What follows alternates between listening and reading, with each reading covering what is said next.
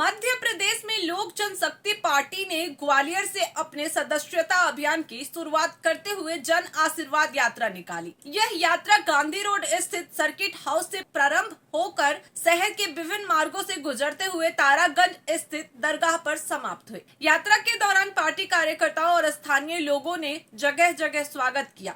देखिए हमारी पूरी रिपोर्ट में।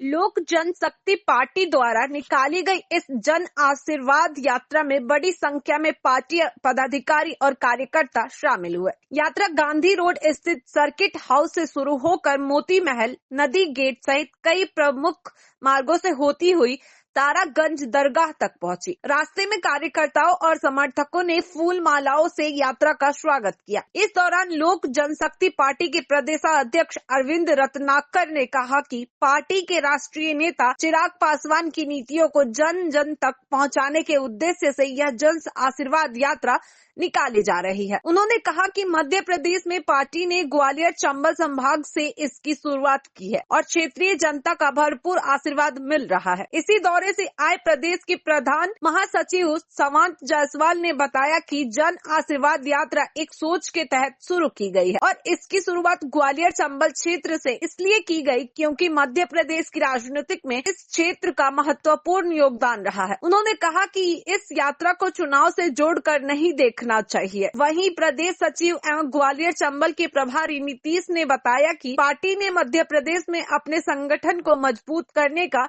आगाज कर दिया है और आने वाले समय में पूरे प्रदेश में इसी तरह की जन आशीर्वाद यात्राएं निकाली जाएंगी। प्रदेश महासचिव अमित गोस्वामी ने कहा कि पार्टी का मुख्य उद्देश्य अपनी योजनाओं और नीतियों को आम जनता तक पहुंचाना है और केंद्रीय सरकार के कार्यों में सहयोग करना है। लोक जनशक्ति पार्टी की इस जन आशीर्वाद यात्रा के जरिए प्रदेश में संगठन को मजबूत करने और नए सदस्यों को जोड़ने की अभियान शुरू कर दिए गया है। पूरा का साथ रहा, उनका मैं बहुत बहुत धन्यवाद देना चाहता हूँ और ग्वालियर में जो हमारे चिराग पासवान जी की नीतियाँ हैं उनको मैं एक्टिव करना चाहता हूँ। मध्य प्रदेश में हर घर में जो गरीबी के लोग की समस्या है, जो डिपार्टमेंट काम नहीं कर रहा है, जो उनकी सुन नहीं रहा है, हर जगह समस्या, उनको मैं आगे से हटाना चाहता हूँ। बिल्कुल टोटली मेरा डिपार्टमेंट के लिए टोटल काम करना है और हमारी पार्टी जो लोक जनशक्ति पार्टी है इसके खिलाफ हमेशा खड़ी रही है, गरीबों के साथ हमेशा खड़ी रही है और गरीबों के हित में बात करती है। क्योंकि जमीनी स्तर पर बात करने का नतीजा ये है कि चिराग पासवान जी की जो भी नीतियाँ हैं वो कागजों से जमीनी स्तर पर लेके आना है हमको।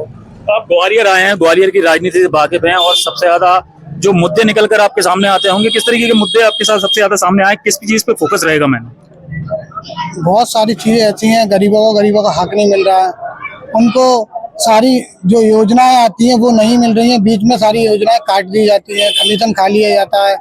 आज के टाइम में हर घर का राशन आता है मगर राशन नहीं मिल रहा है उनको। और भी सारी चीजें हैं, नगर निगम से पानी प्राप्त नहीं हो रहा है, बिजली का बिल है जो कि बढ़ाया जा रहा है, घटाने का नाम नहीं है। गरीब को गरीब बनाया जा रहा है, अमीर को अमीर बनाया जा रहा है। इस हित में हमारी पार्टी मध्य प्रदेश में लॉन्च होगी और जो गरीबी का एक आंकड़ा है उसको कम करने की कोशिश करेंगे। तो ग्वालियर में काफी दिनों से एक मुद्दा चल रहा है भीमराव अंबेडकर जी को लेकर, तो किस तरीके से देखते हैं उस मुद्दे को, क्या कहेंगे? क्योंकि यहाँ मूर्ति विवाद भी कई महीनों से चल रहा है और शांत नहीं हो पाया। तो ये जो भी मुद्दा चल रहा है ये सारे ऊपर से। मैं प्रधान महासचिव हूँ मध्य प्रदेश से और जन आशीर्वाद यात्रा एक सोच थी, एक सोच जो हमारे दिमाग में आई थी और मैं था, नीतीश जी थे, अरविंद जी थे, अमित जी थे और हम लोगों का डिस्कशन हुआ था और ये सोच कब एक फील्ड पे प्रोजेक्ट बन गया और एक जन आशीर्वाद का जो प्रोजेक्ट था वो कब एग्जीक्यूट होके इतना बड़ा एक प्लान बन गया, इसकी हमें कभी अंदेशा नहीं था और हमें आशंका नहीं थी कि हमें लोगों का इतना प्यार मिलेगा और इतना समर्थन मिलेगा और सब जगह इतना आशीर्वाद मिलेगा। और इसी आशीर्वाद और साधुवाद जो हमें लोगों का मिला है, जो यहाँ की ग्वालियर की पावन धरती का, ग्वालियर की जनता का मिला है, इसलिए हम इसके दूसरे चरण की घोषणा करते हैं और जन आशीर्वाद यात्रा का दूसरा चरण जो है वो आगे आगामी कुछ दिनों में उसकी सारी जानकारियां मेरे प्रेस मीडिया के सारे भाइयों को और सारी एजेंसियों को मिल जाएगी। और दूसरा चरण, एक छोटा सा संदेश मैं दे सकता हूँ कि दूसरा चरण जो है वो इससे और विशाल और बड़ा हम लेके आएंगे और वो इंदौर से भोपाल का रहेगा। और इसी आशा और उम्मीद के साथ सारे पत्रकार साथी जो आए हैं इस यात्रा में, जिन्होंने सारी बाइट्स ली है। और नीति में चंबल की धरती बहुत महत्वपूर्ण है और यहीं से सारे बड़े, आज देखे जाए तो हिंदुस्तान के अंदर नेता निकलते हैं और बहुत ज्यादा क्राइम भी यहाँ पर है ग्वालियर में, इसलिए हमने यहाँ से स्टार्ट किया है।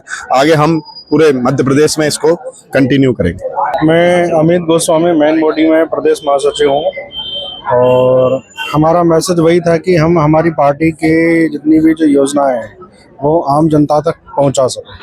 जो केंद्र सरकार सारे काम कर रही है, हमें चाहेंगे कि उसमें हम कुछ सहयोग करें।